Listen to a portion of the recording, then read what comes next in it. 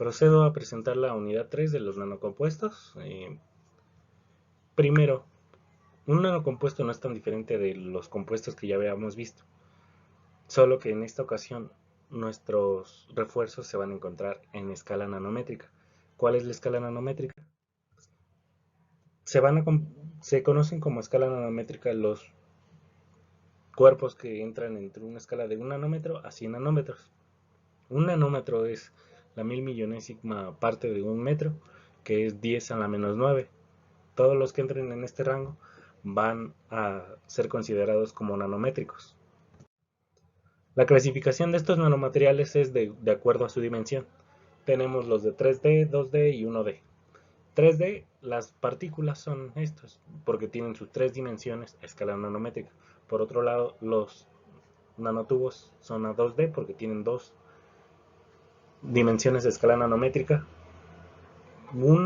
La tercera puede ser nanométrica, pero va a ser más grande que las otras dos dimensiones. Y las nanoplacas se encuentran a 1D porque solo tienen una dimensión a escala nanométrica. Las propiedades mecánicas van a ser diferentes, debido a que no entra en vigencia en los cuerpos pequeños la mecánica clásica. Conforme vamos disminuyendo la dimensión de un cuerpo, este va a tener mayor área superficial, lo cual le va a dar otras propiedades diferentes a los otros. Las propiedades mecánicas de las nanopartículas van a aumentar de acuerdo al área superficial. Más área superficial, mejores propiedades.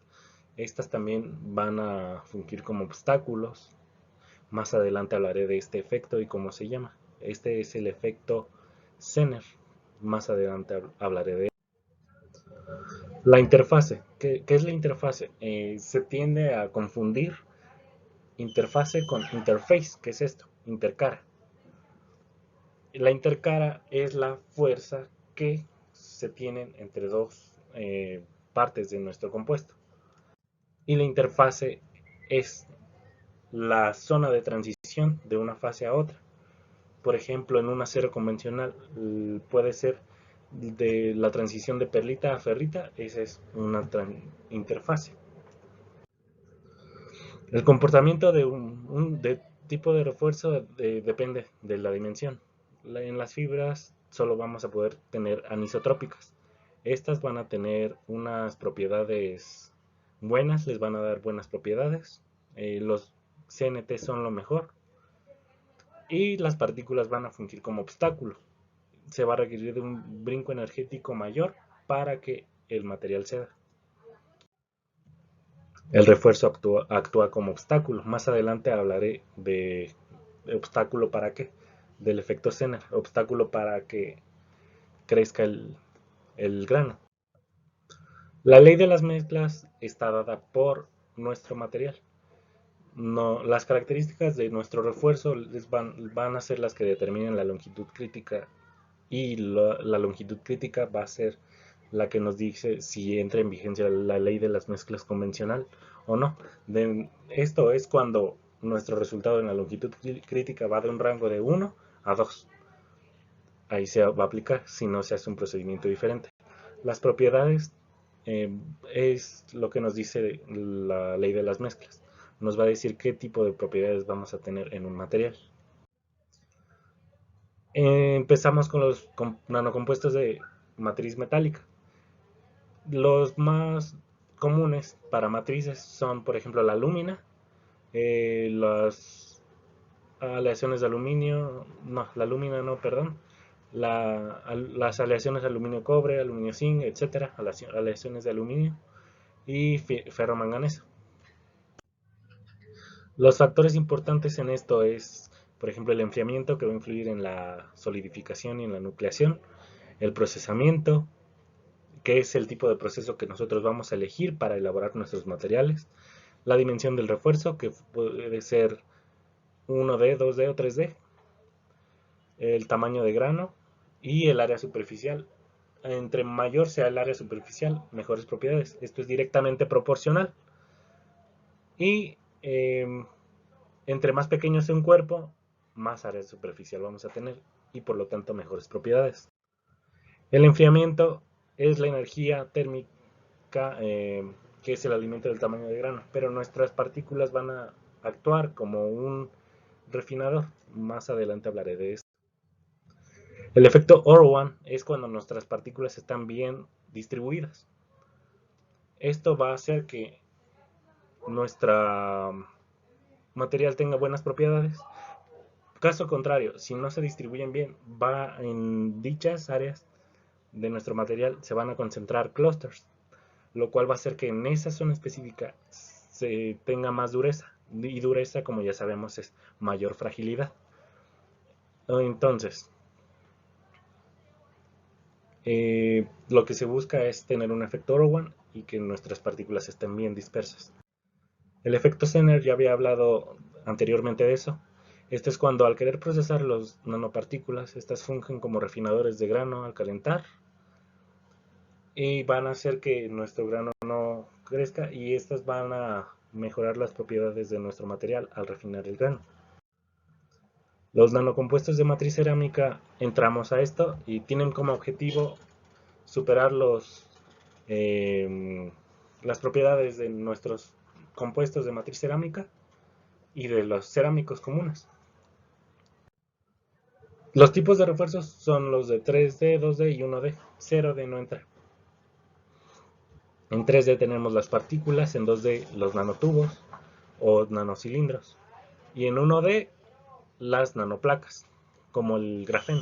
Los tipos de procesamiento que vamos a tener son para crear nuestros refuerzos como los nanotubos, el CVD, tenemos el steel casting, el FSP, el cladding y la electrodeposición. Esto es para matriz metálica. El CVD, antes de hablar de todos los tipos de procesos, antes de entrar al Friction Stir Process, voy a hablar del CVD. El CVD es lo que se utiliza para crear en nuestros CNTs. Este emplea una diferencia de potencial creada por un cátodo de tungsteno. Este deposita nuestro material para crear los CNT. Esto se ayuda de una cámara de vacío y altas temperaturas. Estos dos últimos son una de las razones por las cuales es tan costoso hacer este proceso. Eh, Pasamos al Friction Stir Process. Este tiene un contra que solo se puede producir en pequeñas cantidades, por lo cual requiere de más operaciones para crear más cantidad.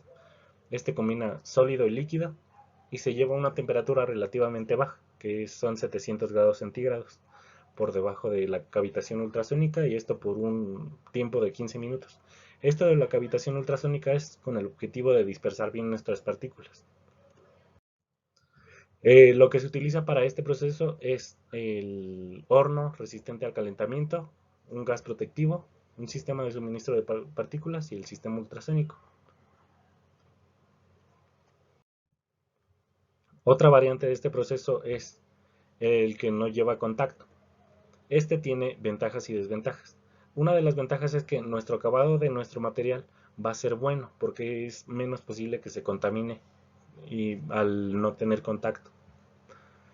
Las desventajas es que al no tener contacto se requiere de más energía para crear más vibración, aparte de que se requiere de un sistema de vacío, lo cual es muy costoso, y esto con el fin de que no entren en contacto y no hay interferencia entre la vibración y nuestro material. Me detengo un poco para hablar de lo que es el punto límite. El punto límite es cuando nosotros tanto a cerámicos, nanocerámicos, como nanocompuestos metálicos, le, le agregamos más material, más refuerzo con el fin de aumentar sus propiedades. Pero llega un punto límite en el que en lugar de aumentar las propiedades, estas van en decremento. Este se denomina punto límite. Volviendo a los nanomateriales de matriz cerámica, surgieron con el fin de aguantar más fuerza que nuestros nanocompuestos de matriz cerámica y los cerámicos comunes. Nos permiten más resistencia y también de más deformación, nos permiten más deformación, aparte de que se necesita menos eh, refuerzo para conseguir las mismas características que los otros.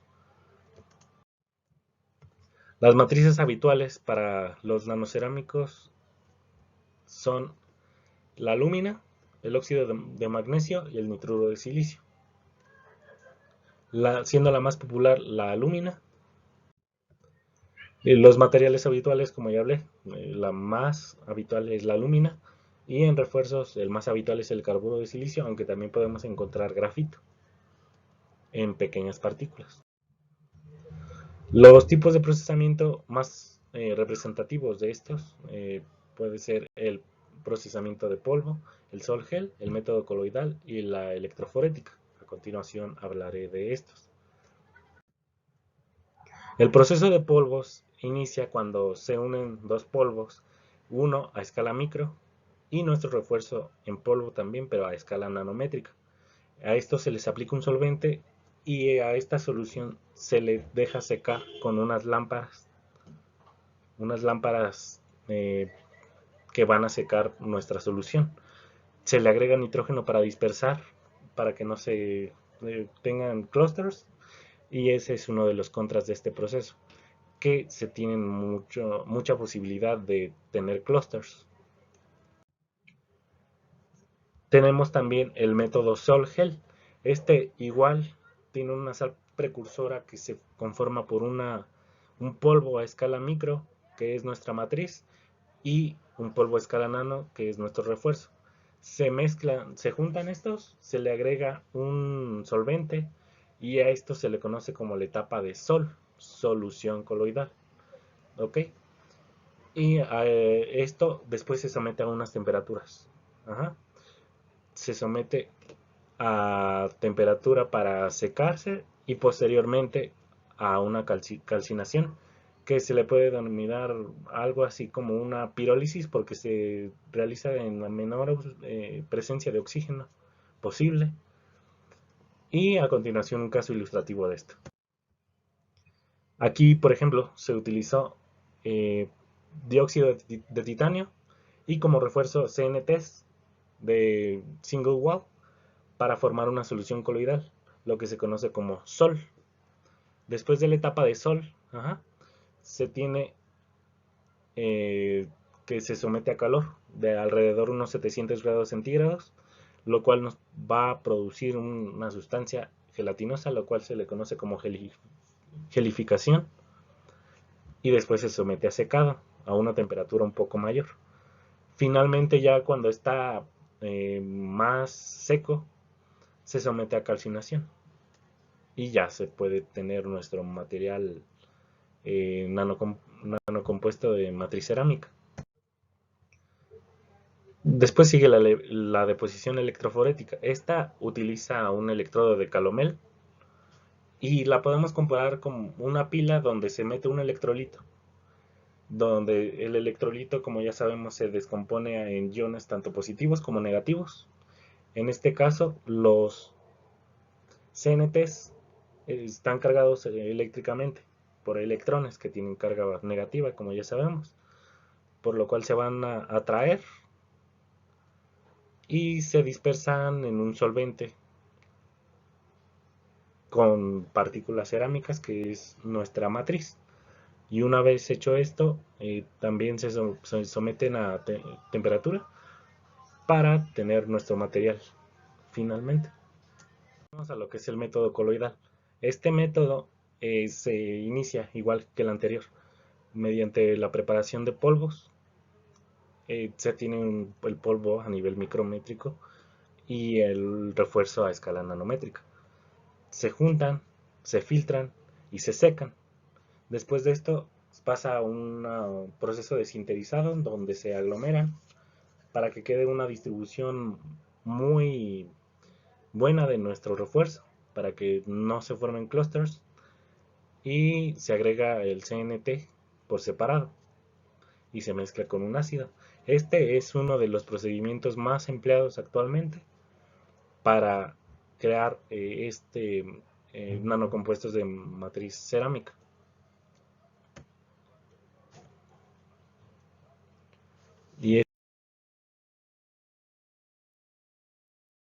Eso sería todo. Muchas gracias por su atención. Esos casos que nombré son los que me parecieron los más ilustrativos de este tema. Y los demás me parece que ya son variantes como el de lodo. Tiene mucho que ver con el de Solgel. Así que eso es todo por mi parte y muchas gracias.